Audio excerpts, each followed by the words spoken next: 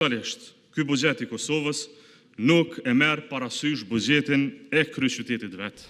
E dyta, që buxheti të reflektoj ekspozen që e prezentoi Kurti ditën e formimit të qeverisë, në mënyrë që ato zotimet dhëna të mos jenë vetëm fjalë, po të kenë kuptim të vërtetë. Në kundërtën, një ekspoze pa buxhet mbetet vetëm një platformë fjalëve të thata që duket jo befasueshëm do të jetë sërish rasti këtu.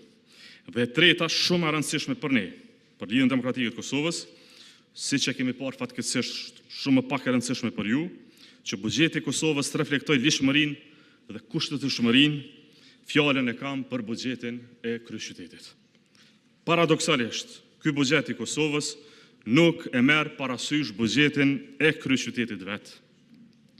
Është jo vetëm abetshme, por jashtëzakonisht shqetësuese se si kuvendit i sillet një dokument që se respekton vendimarrjen autonome të kryeqytetit vet. Dhe së këndejmi me njerë bët jo kushtetues. Sa për i kujtim, Prishtina, kryeqyteti jonë, e ka miratuar buxhetin e saj me 6 shkurt vitit 2026. Buxheti i Kosovës është sjellë kuvendin e Kosovës për herë të parë me 13 shkurt të vitit 2026. Mos i ngatroni gjërat me legjislaturën e kaluar, kjo është legjislaturë e re e Republikës Kosovës. Nuk ka asnjë arsye, as ligjore, as logjike, as kushtetuese që një buxhet nacional të mos marrë parasysh vendimin e kuvendit komunal të Prishtinës. Sikurse jemi mbledhur ne këtu në kuvend për të vendosur mbi diçka, edhe Asambleja Lokale e Kryeqytetit ka shprehur vullnetin e popullit të Prishtinës për ndarjet e buxhetit vet. Pra ka vendosur për buxhetin e vet. Ne nuk kemi as autoritet, as do të kemi vullnet ta bllokojmë kryeqytetin e Kosovës.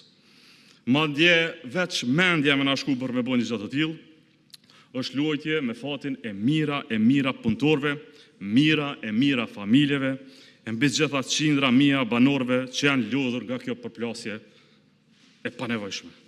Prandaj për LDK-n është jo vetëm e rëndësishme që zotimet e dhëna për Prishtinën të realizojmë në tërësi ne që kemi marrë besimin aty, por edhe domosdoshme që të kuptojmë relacionin që do të ketë LDK-ja me këtë kuvend.